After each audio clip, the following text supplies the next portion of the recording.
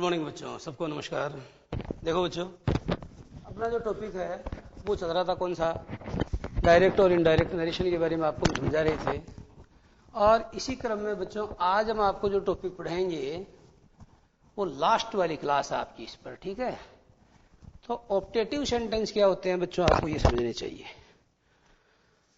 जैसे आपको मैंने शुरू में बताया था कि सेंटेंस कई प्रकार के होते हैं।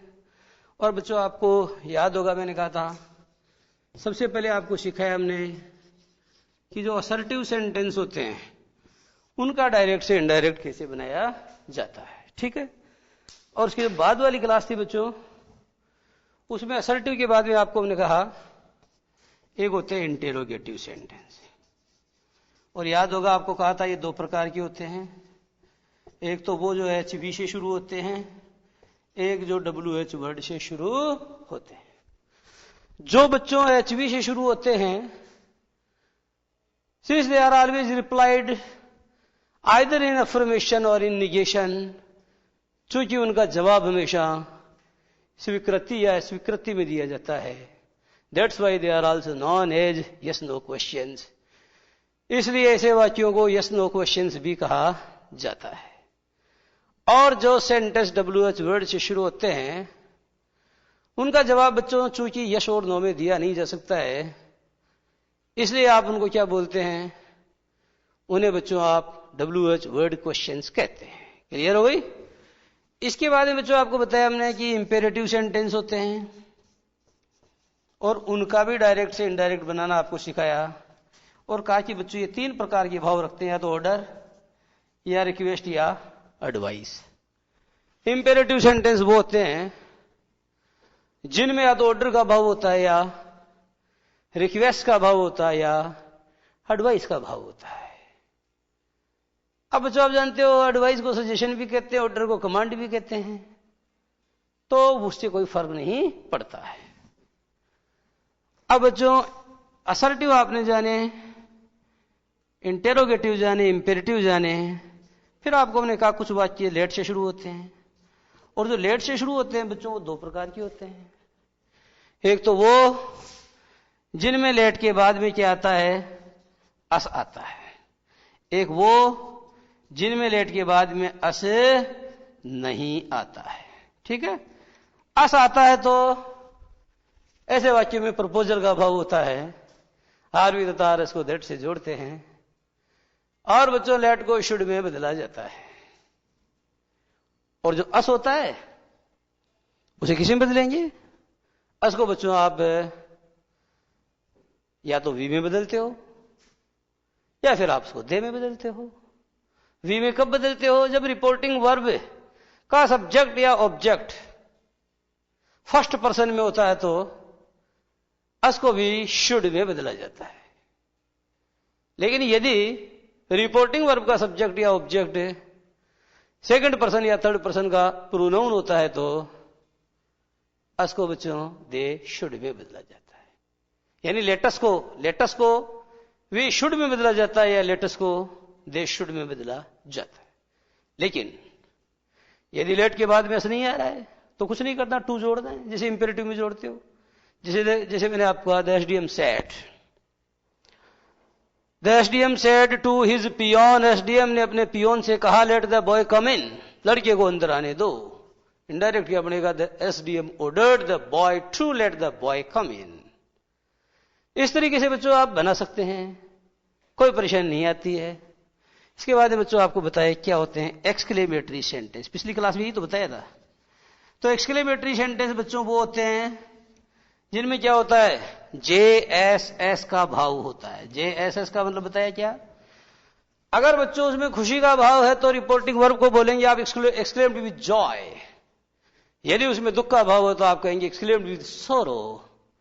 और बच्चों यदि उसमें एस का मतलब है सरप्राइज का भाव है तो आप कहेंगे एक्सक्लेम्ड विद सरप्राइज। कई बार क्या होता है बच्चों, सोरो के साथ में क्या होता है कि सोरो वाले में पेन भी होता है तो एक्सक्लेम्ड विद पेन भी कह सकते हैं। यदि भाव समझ में नहीं आता, if you are unable to understand the sense of the sentence, then the reporting verb can be changed into only exclaimed. यदि आपको सेंटेंस का सेंस समझ में नहीं आता है तो रिपोर्टिंग वर्ब को सिर्फ एक्सक्लेम्ड में बदला जा सकता है। अब बात आती है बच्चों, कभी कभी एक ब्रावो शब्द आता है, वो अपने आप में थोड़ा खास है, मैंने उसको विशेष रूप से समझाया था। जैसे my mother said to me bravo you have done well, ये बच्चों एक ही सेंटेंस है, ये एक ही आएगा, ज्यादा से ज्यादा माय मदर की जगह माय टीचर आ जाएगा। और bravo you have done well की जगह आप कर सकते हो you have won the match, तुमने मैच को जीत लिया, शाबाश। तो मैं ये कहना चाहता हूं कि जिस सेंटेंस में ब्रेवो का प्रयोग होता है वो सेंटेंस बच्चों एक ही सांचे के ऊपर डले हुए पूरी अंग्रेजी में की जो ग्रामर्स जितनी भी हैं उनमें इस पैटर्न के ऊपर 2 या 3 सेंटेंस मिलते हैं, इसके अलावा चौथा सेंटेंस मिलता नहीं है। और सबसे सदाबहार सेंटेंस जो वो कौन सा है, my mother said to me bravo you have done well. तो आपको कुछ नहीं करना है कि my mother applauded me saying that, यानी दैट के पहले सेइंग बाहर से लाना पड़ेगा। हो रिपोर्टिंग वर्ब को बच्चों इस बार अपलोडेड में बदलना पड़ेगा। अपलोड वो नहीं होता जैसे यूट्यूब पे आप कोई वीडियो अपलोड करते हैं, वो तो अपलोड होता है, लेकिन बच्चों मैंने बोला APPLAUD अपलोड। हालांकि उच्चारण कई बार एक जैसा हो जाता है, लेकिन उनके मीनिंग में बच्चों क्या डिफरेंस होता है। उच्चारण एक जैसा हो जाता है, मीनिंग में डिफरेंस होता है। कई बार एक फॉर्म होती है बच्चों, उच्चारण एक जैसा होता है, लेकिन फिर भी आपको पता कभी वो फर्स्ट फॉर्म होती है, कभी वो थर्ड फॉर्म होती है। जैसे मैंने आपको कहा यू कट द ट्री, तुम पेड़ काटते हो, और मैंने कहा यू कट द ट्री, तुमने पेड़ काटा। मैंने कहा you have cut the tree, तुमने पेड़ काटा है। तो बच्चों ये बताइए मुझे, मैं हर बार कटी बोल रहा हूं, लेकिन पहली बार बोला बच्चों मैंने यू कट द ट्री, तो आप जानते हो जी मैंने इसको फर्स्ट फॉर्म माना। और जब मैंने कहा यू कट द ट्री, इसको मैंने सेकंड फॉर्म माना, क्योंकि इसमें तो कोई फर्क ही नहीं है, फर्क हो भी नहीं सकता है। लेकिन बच्चों अगर यू की जगह मैं शी कर दूं तो शी कट द ट्री का मतलब केवल होगा उसने पेड़ काटा, और सुबह पेड़ काट दिया, नहीं हो सकता। क्योंकि यदि होता तो आप जानते हो शी सिंगुलर है, और प्रेजेंट टेंस में जब भी बच्चों आप क्या करते हो, फर्स्ट फॉर्म का प्रयोग करते हो, और यदि सब्जेक्ट सिंगुलर होता है तो उस वर्ब को भी सिंगुलर बनाने का विधान है। और उस वर्ब को सिंगुलर बनाने का सीधा सा तरीका हमारे पास जो बचता है बच्चों, व्हाट इज दैट, वो क्या है। एवरीबडी नोज दैट, हर कोई इस बात को जानता है। If we want to change a verb into its fifth form, I mean in singular form, यदि हम किसी वर्ब को इसकी 5वीं फॉर्म माने सिंगुलर फॉर्म में बदलना चाहते हैं तो हमें उस वर्ब के अंत में एस जोड़ करके क्या करना पड़ेगा, we will have to singularize the verb, हमें उस क्रिया का एक वचनीकरण करना पड़ेगा। हमें उस क्रिया का क्या करना पड़ेगा बच्चों, हमें उस क्रिया का एक वचनीकरण करना पड़ेगा। एनी हाउ, अब बात आती है बच्चों मुद्दे की। क्या सवाल यह है कि क्या होते हैं ऑप्टेटिव सेंटेंस। तो ऑप्टेटिव सेंटेंस का मतलब बच्चों मैं हिंदी में समझाऊंगा तो बातें आपके अपने आप समझ में आ जाएगी। हिंदी में इसलिए समझाऊंगा क्योंकि हिंदी क्या है बच्चों आपकी, हिंदी आपकी जो है वर्णैक्युलर लैंग्वेज। वर्णैक्युलर लैंग्वेज का मतलब क्या है, आपकी मदर टंग है, मातृभाषा है। तो अपना जो पढ़ाने का तरीका इंग्लिश मीडियम वालों की तरह ऐसे नहीं है, ए फॉर एप्पल कर करके अपन जो आपको पूरे अंग्रेज बना दें, ऐसा नहीं है। क्योंकि अपने पास तो ग्रामीण पृष्ठभूमि के बच्चे आते हैं जो हिंदी मीडियम में पढ़ते हैं और इंग्लिश मीडियम में भी पढ़ते हैं, तो फिर क्या है कि घर पर तो हिंदी बोलते हो ना। तो बच्चों 69 आपको आता तो अच्छी बात है, परंतु आपको 69 आना भी जरूरी है। उसके बिना भी जिंदगी में कई बार परेशानियां पैदा हो जाती है। इंग्लिश मीडियम के बच्चे से जब पूछते हैं 6 9 लिखिए, ये क्या है, 6 9 तो ठीक है, वो बोल देगा 69, पर मैंने बोला 69 तो ये क्या होता है। तो बच्चों ऐसा नहीं होता, आना चाहिए।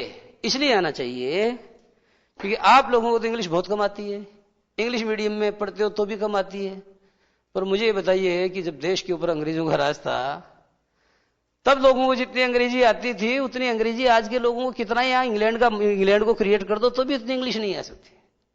आपने कभी लोकमान्य बाल गंगाधर तिलक की फोटो देखी होगी, बड़ी बड़ी मूछें, सर के ऊपर पगड़ी। कोई देख करके तो यही कहेगा कि खेतों में से कहीं हल जोत करके आया है, कोई किसान है। लेकिन आपको ये पता होना चाहिए कि उनको इंग्लिश बहुत ज्यादा आती थी। द मराठा के नाम से जो उनका अखबार निकलता था वो इंग्लिश में निकलता था, वही लिखते थे उसमें। The Arctic home of the Vedas नाम की इतिहास की जो बड़ी मशहूर किताब है वो उन्हीं के द्वारा लिखी गई है इंग्लिश में, जिसमें उन्होंने इस बात को प्रतिपादित करने का प्रयास किया कि आर्य कहां से आए थे। आर्य न तो मध्य एशिया से आए थे, न आर्य यूरोप से आए थे, न आर्य मूल भारत के निवासी हैं, आर्य बच्चों उत्तरी ध्रुव से चल करके हिंदुस्तान में आए थे। अपने इस पक्ष के अपना ये जो बच्चों उन्होंने मत दिया, इस मत के पक्ष में जो है इसके समर्थन में उन्होंने कुछ तर्क प्रस्तुत किए। जैसे ऋग्वेद में 6 महीने के दिन और 6 महीने की रात का जिक्र किया जाता है, तो उत्तरी ध्रुव के ऊपर बच्चों आज भी आप जानते हैं 6 महीने के दिन और 6 महीने की रात होती है, एक तर्क। दूसरी बात बच्चों, आर्य गोरे चिट्ठे लंबे और गेंवे वर्ण के तथा तीखे नैन नक्श वाले नाक नक्श वाले होते हैं। यह खूबी बच्चों उत्तरी ध्रुव के निवासियों में पाई जाती है। जो बर्फीले प्रदेश से आएगा वो तो बच्चों जैसे जो कश्मीर से आता है, तो आप जानते हो पंडित नेहरू कश्मीर से आए थे तो कैसे लगते थे, बड़े खूबसूरत लगते थे।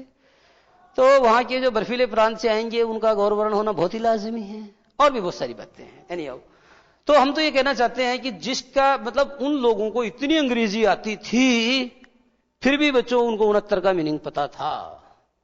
ऐसा नहीं कि उनको वो डायरेक्ट इंग्लिश में बोलते थे, जब जरूरत होती तो इंग्लिश बोलते थे। संस्कृत में किताब लिखी गीता रहस्य, संस्कृत में वाचन नहीं करते थे लेकिन लिखी आती थी उनको।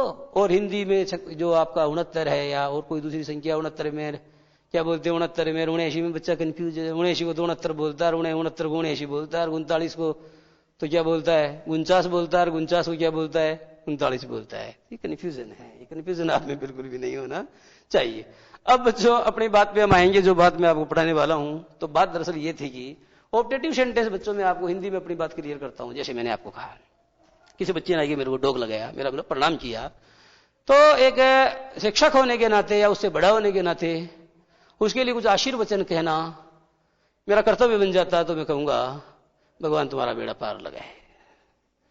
कोई बच्चा है तो हम उसको कहेंगे ईश्वर, कोई बीमार है तो हम कहेंगे ईश्वर तुमको जल्दी क्या करे, स्वस्थ करे, स्वास्थ्य लाभ दे।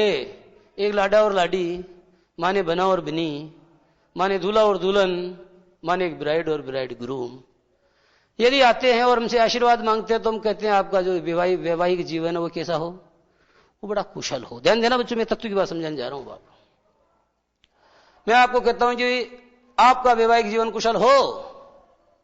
मैं कहता हूं कि आप परीक्षा में प्रथम स्थान प्राप्त करो। मैं कहता हूं ईश्वर आपको एक पुत्र रत्न दे। आपको पता कुंती ने जब सूरज भगवान के डोक लगाई तो सूरज भगवान ने बोला था तुमको क्या है, एक पुत्र रत्न प्राप्त हो। उसने कहा मैं अभी मैरिड हूं। तो उन्होंने कहा कि नहीं कोई दिक्कत नहीं है हो आप, लेकिन तुमको एक पुत्र प्राप्त हो। तो हुआ था, उनको एक पुत्र प्राप्त हुआ था। अब बच्चों एक सेंटेंस देखना, जब मैं आपको कहता हूं कि तुम्हें प्रथम स्थान प्राप्त हो तो मैं ये कहना चाहता हूं कि भगवान करे तुम्हें प्रथम स्थान प्राप्त। ध्यान देना, इसमें भगवान शब्द कहीं नहीं है लेकिन ईश्वर से प्रार्थना की जा रही है। नल और नील नाम के 2 बंदर थे, ऋषियों के पास जाते, उनकी मूर्तियां उठाते, समंदर के अंदर क्या करते, डाल देते तो ऋषि परेशान। ऋषियों ने क्या बोला उनको, ऋषियों ने क्या कहा, तुम्हारे द्वारा फेंकी गई हर वस्तु पानी में तेरे, श्राप दे दिया। तो श्राप दे दिया तो तेरे, तो इसका मतलब ईश्वर ऐसा करे कि तुम्हारे द्वारा जल में फेंकी हुई हर वस्तु पानी में तेरे। कहते इंद्र, अर्जुन के पास में इंद्र की एक अप्सरा आ गई, आकर के प्रणय याचना की। जब आकर करे रति याचना और वशिषी भामिनी, तो कौन ऐसा है कहे जो मत कहो यो कामिनी।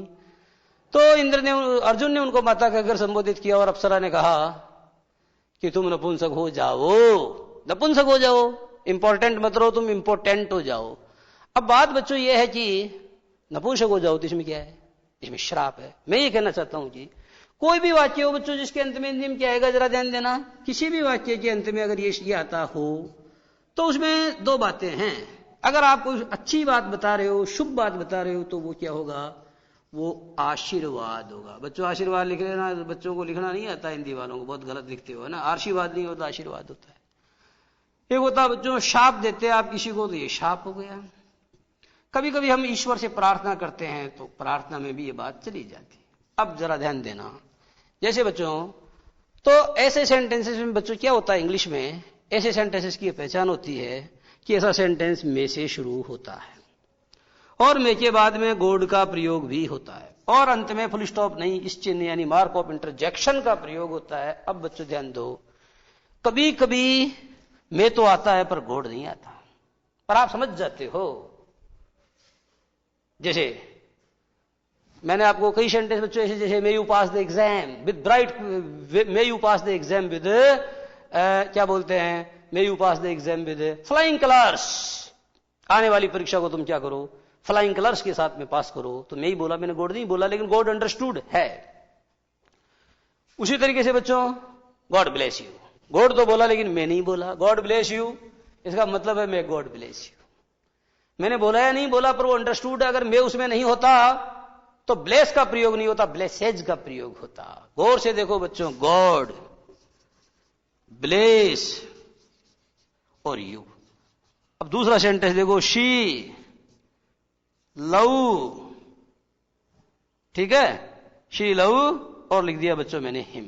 अब जरा गौर फरमाओ, शी बच्चों सिंगुलर है तो लव जाएगा ना, चूंकि शी लव हिम होता है, शी लव हिम नहीं हो सकता, तो गॉड ब्लेसेज आना चाहिए था, लेकिन गॉड ब्लेसेज कभी नहीं आता क्योंकि इसके पहले मे आ रहा है। और आप जानते हो किसी सेंटेंस में बच्चों अगर मे आ जाता है, मेरा मतलब किसी भी मॉडल का प्रयोग हो जाता है, तो उस सेंटेंस में जो वर्ब आती है वो हमेशा कौन सी होती है, वह वर्ब हमेशा वर्ब की बेस फॉर्म माने फर्स्ट फॉर्म होती है। जैसे मैंने आपको कहा मे आई कम इन सर, कभी आप ऐसे बोलते हो क्या, मे आई कम्स इन सर या मे शी कम्स इन सर, मेरे बात को समझने की कोशिश कीजिए जो मैं समझाना चाहता हूं।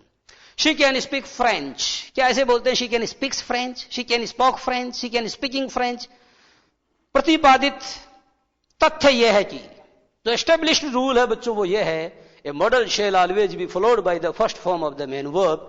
एक मॉडल के बाद हमेशा वर्ब की फर्स्ट फॉर्म आएगी, सेकंड फॉर्म नहीं आएगी, थर्ड फॉर्म नहीं आएगी, फोर्थ फॉर्म नहीं आएगी आईएनजी फॉर्म, फिफ्थ फॉर्म नहीं आएगी ऐसे ही एस फॉर्म। बात समझ में आ गई है? तो बच्चों आप इस बात को समझो कि इस तरीके के जो सेंटेंस होते हैं, मैंने कहा मैं गॉड ब्लेस यू भी कह सकता हूं मैं, और मैं सिर्फ गॉड ब्लेस यू भी कह सकता हूं। कई बार बच्चों हम किसका प्रयोग करते हैं, तो मैं कहना चाहता हूं कई बार मैं आता है गॉड नहीं आता, कई बार गॉड आता है मैं नहीं आता। कई बार बच्चों क्या होता है गॉड ब्लेस यू, तो आप देख रहे हो गॉड तो आ रहा है, लेकिन दोनों में से एक आता है, ठीक है, जनरली दोनों में से एक आता है। तो अब बच्चों मैं अंडरस्टूड होता है तो गॉड आ जाता है, कई बार दोनों आ जाते हैं, लेकिन बच्चों लास्ट वाला चिन्ह नहीं, इस पर जरा गौर फरमाएं। ऐसे सेंटेंसेस की पहचान करने का सबसे बेस्ट तरीका यह होगा कि ऐसे सेंटेंसेस के अंत में फुल स्टॉप नहीं आएगा। अब आप ये कहोगे सर ये तो एक्सक्लेमेटरी सेंटेंस में भी आता है, बिल्कुल आता है, लेकिन बच्चों तब क्या होता है, तब मैंने बताया ब्रेवो आता है, तब मैंने कहा अल्हास आता है, तब मैंने कहा हुर्रे आता है, याद है आपको? तब मैंने कहा वाक्य व्हाट ए से शुरू होता है या हाउ से शुरू होता है, how beautiful the babies, how beautiful the babies, what a beautiful sunrise, इस तरीके से बोलते हैं आप। तो ऐसा होता है, तो एक अलग चीज भी है। और यहां बच्चों क्या है कि चिन्ह तो इधर भी आएगा। आप ये समझो जिस वाक्य के अंत में ये चिन्ह आ गया ना, वो या तो एक्सक्लेमेटरी हो गया ऑप्टेटिव होगा। तो एक्सक्लेमेटरी को पहचानने का तरीका ये वो है जो मैंने बताया, वो सारे शब्द अगर वो नहीं आ रहे हैं तो आप मे या गॉड को ढूंढो, और अगर ये मिल रहा है तो कौन से सेंटेंस श्रेणी में जाएगा, ऑप्टेटिव। और एक बात और है, ऑप्टेटिव सेंटेंस का जब हिंदी अनुवाद करोगे तो उसके अंत में क्या बोलोगे, हु बोलोगे। ऑप्टेटिव सेंटेंस में कौन सा भाव होगा बच्चों, प्रार्थना का होगा या अभिशाप का होगा या बताइए आशीर्वाद का होगा। तो बच्चों हिंदी में क्या कहेंगे इनको, मनोकामना सूचक। किसी के लिए आपकी अच्छी मनोकामना है, किसी के लिए बुरी मनोकामना है, किसी के लिए आपका आशीर्वाद। ऐसे वाक्यों को हिंदी में बोलते हैं मनोकामना सूचक वाक्य, ठीक है बच्चों, दुआ या बद्दुआ वाले वाक्य। तो इस क्रम में बच्चों अपनी बात जारी रहेगी, परंतु इससे पहले हम लेंगे 2 मिनट का ब्रेक।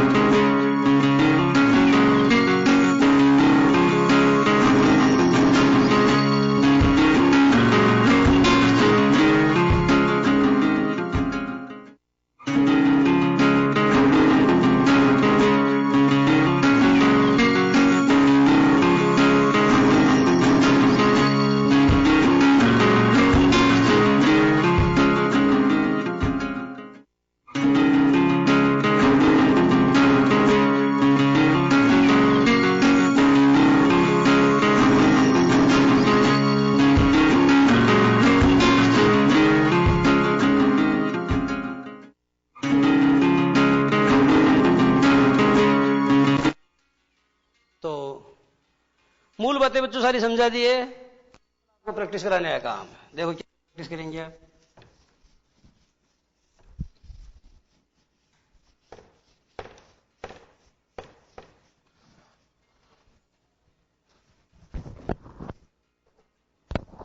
पहला सेंटेंस बच्चों जो मैंने आपको बताया था वही सेंटेंस रहेगा आपका। तो देखो क्या सेंटेंस है। My mother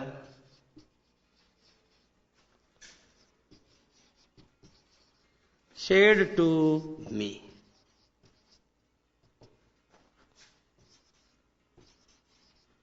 God bless you। ठीक है, ये चिन्ह गया। My mother said to me God bless you. तो अच्छी तरह समझ लो कि यहां पर क्या है, यहां मे है बच्चों, जो चाहे आ रहा है चाहे नहीं आ रहा है। तो आप क्या करोगे बच्चों, अब देखो बोर्ड आ जाए तो वहां प्रार्थना होती है, तो रिपोर्टिंग वर्ब को किसी में बदलोगे बच्चों, जरा ध्यान दो, या तो प्रेड में भाव के अनुसार, यदि उसमें प्रेड में बदल दो, या बच्चों विष्ड में भी बदला जाता है। विष्ड में अच्छी कोई शुभकामना देते हैं आप तो, और अगर किसी को शाप देते हैं तो कर्षड में भी बदला जाता है।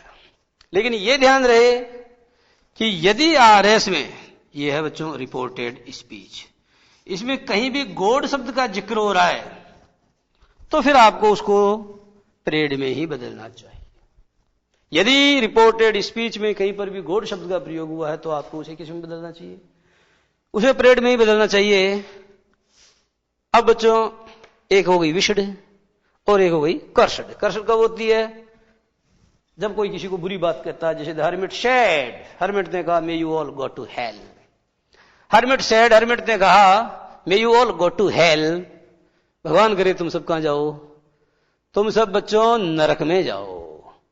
तो ये बच्चों मैं नहीं कह रहा हूं, एक सन्यासी ने कहा किसी को, कोई आए और उन्होंने छेड़छाड़ कर दी होगी तो ऐसा बोला, ठीक है। तो इसमें बच्चों कौन सी भावना है, इसमें आशीर्वाद की भावना नहीं है, प्रार्थना की भावना इसमें दिखाई नहीं दे रही है। तो फिर इसमें कर्षड यानी शाप देने की भावना है। क्लियर है।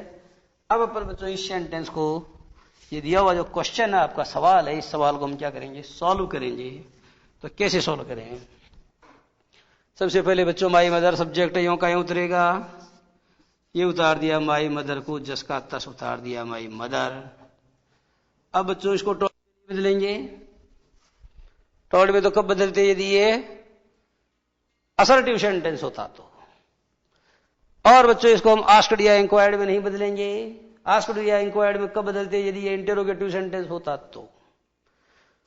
और बच्चों हम इसको आस्क्ड में, ऑर्डर्ड में, एडवाइज्ड में भी नहीं बदलेंगे, क्योंकि ये कोई कैसा सेंटेंस नहीं है, ये इंपेरेटिव सेंटेंस नहीं है, ये लेट वाला सेंटेंस नहीं है। और अगर बच्चों ये लेटस वाला होता तो हम क्या करते हैं, अगर ये लेटस वाला होता तो हम इसको बच्चों प्रपोज टू या सजेस्टेड टू में बदलते, वैसा भी नहीं है। हम इसे एक्सक्लेम्ड या एक्सक्लेम्ड विद जॉय या एक्सक्लेम्ड विद सरप्राइज या एक्सक्लेम्ड विद सोरो इत्यादि में बदलते यदि एक्सक्लेमेटरी सेंटेंस होता तो, पर ये वैसा भी नहीं है। हालांकि चिन्ह तो आ रहा है, लेकिन जो चिन्ह के अलावा और बातें भी तो है जिससे अपने को पता चल रहा है कि कैसा सेंटेंस है, ऑप्टेटिव सेंटेंस है। हिंदी अनुवाद करो।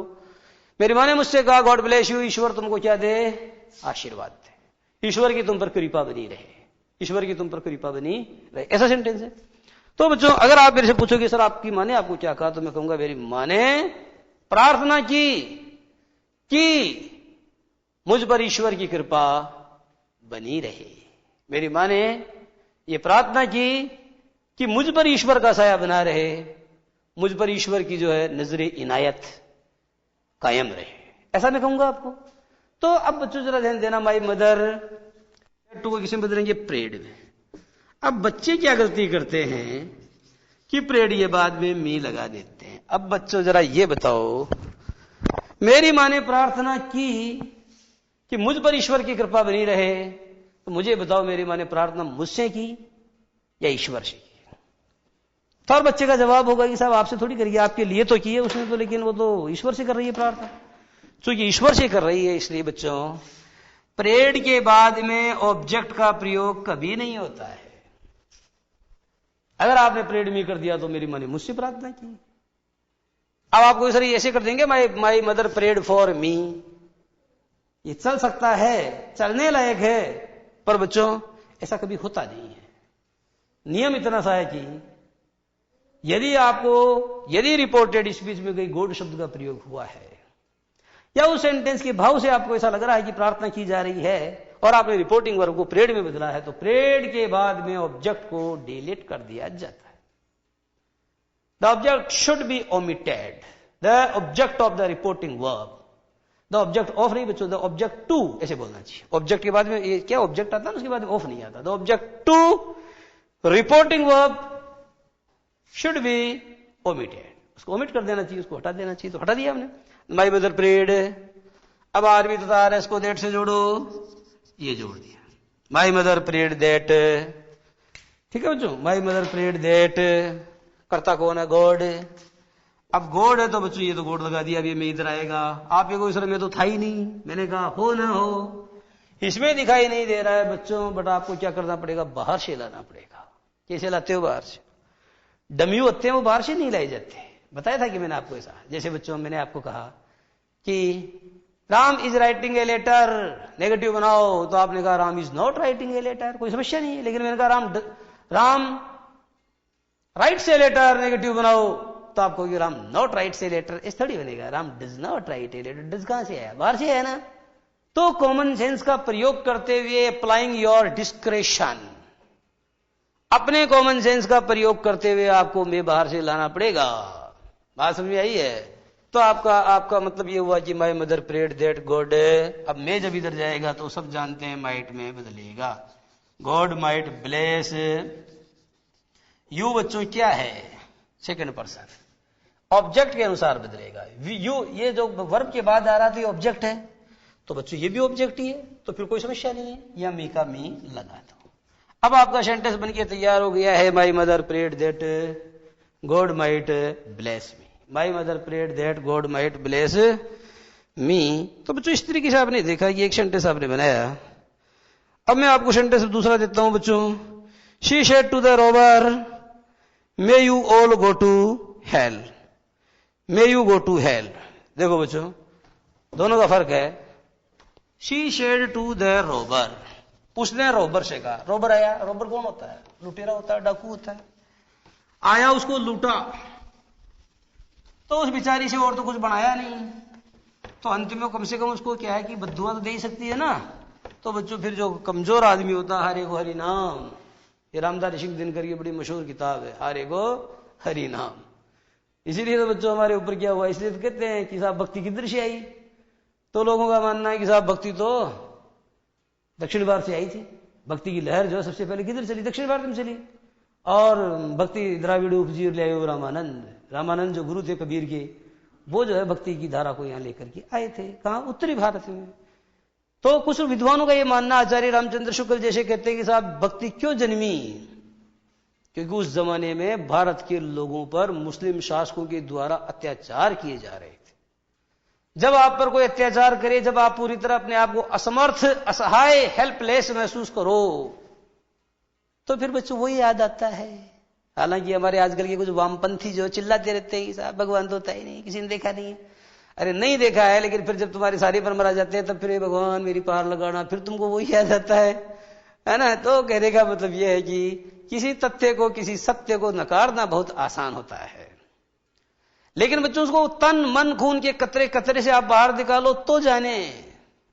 ऐसे चीखने चिल्लाने से क्या, अपनी विचारधाराओं का पोषण करने के लिए नई नई विचारधाराएं लाते हो, और फिर कभी कहते हो साहब राम जी तो कभी हुए ही नहीं थे, तो नहीं हुए थे तो वो तो उनके बारे में तो कोई साक्ष्य ही नहीं मिले। तो साक्ष्य, एक बात बताओ, जब मैं तुमसे पूछूं कि तुम्हारे 7 पीढ़ी पुराने तुम्हारे दादा जी का नाम बता सकते हो, साक्ष्य है क्या, कोई साक्ष्य नहीं है, तो नहीं है तो नहीं है, चीजें प्रकृति में आती है चल जाती है, सबके साक्ष्य थोड़े रहते हैं हमारे पास में।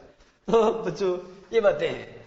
अब मैं आपको ये कह रहा था कि जैसे मान लो कोई श्राप देगा तो आई वो, अब बच्चों एक सेंटेंस दे रहा था मैं आपको, क्या, she said to the robber, she said to the robber का मतलब क्या हुआ कि उसने डाकू से कहा कि डाकू से कहा। तो श्राप देते हैं बच्चों, अल्लाह करे ये धोखा तू भी किसी से खाए। तो श्राप है, गाने की पंक्ति है, तुझे भूलना तो चाहे लेकिन भुला न पाए, अल्लाह करे ये धोखा तू भी किसी से खाए। तो बच्चों मैं आपको कह रहा था कि जब हमारे ऊपर मुस्लिम आक्रमण हो रहे थे तो हमको बार बार आप भगवान याद आ रहे थे, इसीलिए भक्ति का यहाँ तुलसीदास जी ने काव्य लिखा, इसीलिए सूरदास जी ने काव्य लिखा। इसलिए आचार्य रामचंद्र शुक्ल कहते हैं कि जो भक्ति है वो क्या है, वो हत दर्प पराजित हिंदू जाति का गौरव है। हत दर्प पराजित हिंदू जाति का गौरव है, क्योंकि जब किसी को कोई सहारा नहीं मिलता तो फिर राम राम बोलते हैं वो। और दौर शाले में बच्चों गांव में जब क्या है कि आपको पता है कि ठंडे पानी गर्म पानी की सुविधा नहीं बन पाती है, तो फिर ठंडे पानी से नहाते हैं। तो ठंडे से नहाते हैं तो सारे वामपंथी जो ऐसे चिल्लाते हैं राम राम नहीं होता, वो पानी डालते जाते हैं, राम राम बोलते जाते हैं। पता नहीं वो जीभ से क्यों निकलता है उनके। तो जब कोई साथ नहीं देता है ना, तब एक नाम साथ देता है ना। तो मैं कह रहा था कि she said to the robber, अर्थात उसने रोबर से कहा, डाकू से कहा, क्या कहा, may you go to hell, यानी तुम कहां जाओ, नरक में जाओ। अब बच्चों ध्यान देना, एक शब्द होता है हेल, इसका मतलब नरक होता है। अब नरक तो आप जानते हो बच्चों खराब जगह का नाम है। एक हेवन होता है, ये देखो HEAVEN, एक हेवन होता है, ये स्वर्ग है। क्या ये स्वर्ग है। इसको बच्चों अन्यथा पैराडाइज PARADISE भी कहते हैं, पैराडाइज। और बड़ी कक्षाओं में जाओगे तो आप जॉन मिल्टन की एक पुस्तक पढ़ोगे, लॉस्ट पैराडाइज। जॉन मिल्टन बच्चों अंधा था, हमारे सूरदास भी अंधे थे, इसलिए सूरदास को क्या कहा जाता है, Surdas is known as the Milton of India. Surdas को भारत का मिल्टन कहते हैं, दोनों ही अंधे थे। लेकिन मिल्टन तो बच्चों 33 साल की उम्र में जाके अंधा हुआ था, और हमारे ये तो पहले ही हो गए थे, जन्मांध थे। तो सूरदास का तो कोई जवाब ही नहीं है। इसीलिए तो कहते हैं कि सूर सूर तुलसी शशि उडुगन के सब दास, और अब ये सब खद्य होते हैं जयते करते प्रकाश। तो बच्चों आप ये देख रहे हैं, ये तीनों शब्द मैंने क्यों लिखा है, ये मैंने इसलिए लिखा है क्योंकि आपको ये पढ़ाया जाता है। बल्कि आप यूं कहो कि टीचर्स के द्वारा पढ़ाया जाता है, या फिर बाजारू किताबें, इनमें भी ऐसी बातें लिखी रही, जो संसार में एक हो उसके आगे द का प्रयोग करना चाहिए। संसार में बहुत सारी चीजें एक है, लेकिन उनके आगे द का प्रयोग नहीं होता है। संसार में नरेंद्र मोदी एक ही है, नरेंद्र मोदी कह दूं क्या, नहीं कह सकता हूं। तो संसार में तो बच्चों मैं भी एक ही हूं, मेरे भी द नहीं लगेगा। तो संसार में हमारे घर वाले भी क्या है, एक ही होते हैं, दो थोड़ी होते हैं, फिर भी द नहीं लगता है। तो आपको पढ़ाया जाता है कि साहब संसार में एक है, उसके आगे द टेक दो, और बच्चे टेक देते हैं, फिर उनको कॉन्सेप्ट भी क्लियर हो ही नहीं पाता। तो बच्चों जरा ध्यान देना, ये हेल है ना, ये बच्चों एक भाव संज्ञा है। नरक को किसी ने देखा नहीं है, ये तो कल्पना हमारी। और जो कल्पना होती है वो भाववाचक संज्ञा मानी एब्स्ट्रैक्ट नाउन होती है। एब्स्ट्रैक्ट नाउन के पहले आर्टिकल नहीं आता, नहीं आएगा, नहीं आएगा, नहीं आएगा। जैसे मैंने कहा सौंदर्य, सौंदर्य को किसी ने देखा है क्या, सौंदर्य तो दिखाई नहीं देता है। अब बच्चे कहेंगे सब सौंदर्य दिखाई देता है, कोई बात है, सौंदर्य दिखाई नहीं देता बच्चों। यदि दिखाई देता होता तो मैं कहता कि गोरे रंग का व्यक्ति सुंदर होता है। फिर अगर गोरे रंग का व्यक्ति सुंदर होता है तो काले रंग का व्यक्ति भी तो सुंदर हो सकता है। कभी काले रंग का आदमी भी गोरे से ज्यादा सुंदर होता है। तो सुंदरता की परिभाषा क्या है, जो आपके मन को अच्छा लग जाए वो सुंदर है। वो एक भाव है, एक विचार है, और भाव और विचार को अंग्रेजी में आप बोलते हैं एब्स्ट्रैक्ट नाउन। और बच्चों एब्स्ट्रैक्ट नाउन के पहले आर्टिकल का प्रयोग करना सख्त मना है। अब जरा सेंटेंस पे आते हैं। इसलिए सेंटेंस पे बच्चों में कम आता हूं, क्योंकि बातें अगर आपके समझ में आ गई तो सेंटेंस तो क्या है, एक बार फार्मूला फिट हुआ, फिर कोई सा सेंटेंस आ जाए आप उसको चुटकियों में हल करने में समर्थ होंगे। तो जरा देखिए बच्चों, ये सेड टू है। अब देखो, the she said to the robber, उसने रोबर से कहा may you go to hell, तुम नरक में जाओ। तो भावना तो खराब है, तो बच्चों ये तो श्राप दे रही है, श्राप दे रही है। तो क्या करेंगे जरा देखो, शी यहां कर्षड का प्रयोग करें, she cursed the robber, she cursed the robber. That की दैट लगाओ, ये यू सेकंड पर्सन रोबर के अनुसार बचेगा, रोबर एक वचन है। तो बच्चों ये रोबर है कि रोबरणी है, मेरा मतलब ये है कि ये डाकू है या स्त्री है कि पुरुष है, तो नहीं है पता। जब पता नहीं है तो फिर उसको ही मानो, ऐसा मैंने आपको पहले बता दिया। तो she cursed the robber, that ही, यही है। इसको मैं को इधर लाओ, और बच्चों इसको माइट में बदलो, ही माइट है। अब बच्चे गो का वेंटोर कर देते हैं, जो आपको भूल के भी नहीं करना है। आप कहोगे सर आपने तो कहा था कि प्रेजेंट सिंपल को पास्ट सिंपल में बदल देते हैं, ये तो मैंने कहा था, पर ऐसा भी मैंने कहा था कि मॉडल के साथ में जब कोई वर्ब आती है तो चाहे मे हो चाहे माइट हो तो फर्स्ट फॉर्म ही रहती है। ऐसा भी तो कहा है मैंने, है ना। तो बच्चों जब मैंने ऐसा भी कहा है तो मेरी एक बात तो याद रखते हो और दूसरी बात को याद नहीं रखते हो। तो she cursed the robber that he might go to, और बच्चों हेल के आगे भूल के भी किसका प्रयोग नहीं करना है, आर्टिकल दे का प्रयोग नहीं करना। तो इस तरीके से बच्चों आपने देखा कि बहुत अच्छे तरीके से चीजें आपकी समझ में आ गई है, किसी प्रकार की कोई परेशानी नहीं है। एक सेंटेंस बच्चों आपको मोर बताएंगे, long live the Indo Russian friendship, ये आप जो है खुद बना के मुझे दिखाएंगे। The English lady said, English lady said, they said, देखो बच्चों they said long live the Indo Russian friendship, देखो दे सेड, आज का अंतिम वाक्य, they said long live the Indo Russian friendship. अब बच्चों एक बात बताओ, इसमें क्या नहीं आ रहा, इसमें बच्चों न तो मैं आ रहा न गोड आ रहा, लेकिन इसका मतलब ये उन्होंने कहा कि भारत और रूस की मित्रता क्या रहे, अमर रहे। तो बच्चों ये सेंटेंस कैसे होगा, may Indo Russian friendship live long. तो बच्चों अब देखो आप दे, अब आप क्या करोगे, प्रार्थना का भाव क्या करोगे, prayed that, they prayed that, यहां तो कोई समस्या नहीं है, करता कौन है, द इंडो रशियन फ्रेंडशिप।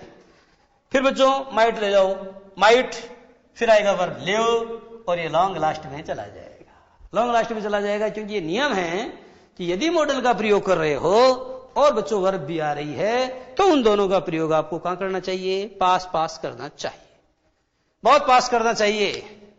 तो इस तरीके से बच्चों आपने क्या देखा कि आपका डायरेक्ट इनडायरेक्ट नरेशन का टॉपिक बड़े विस्तार से समझाया। हालांकि गैप खूब लग गए, गैप लग गए बच्चों, क्योंकि नौकरी है, कभी चुनाव का काम आता है, कभी जनगणना का काम आता है, कभी और कोई दूसरे काम आते हैं ना, तो इस चक्कर में उन आदेशों की पालना भी करनी पड़ती है, इसलिए थोड़ा गैप तो लगी गया है।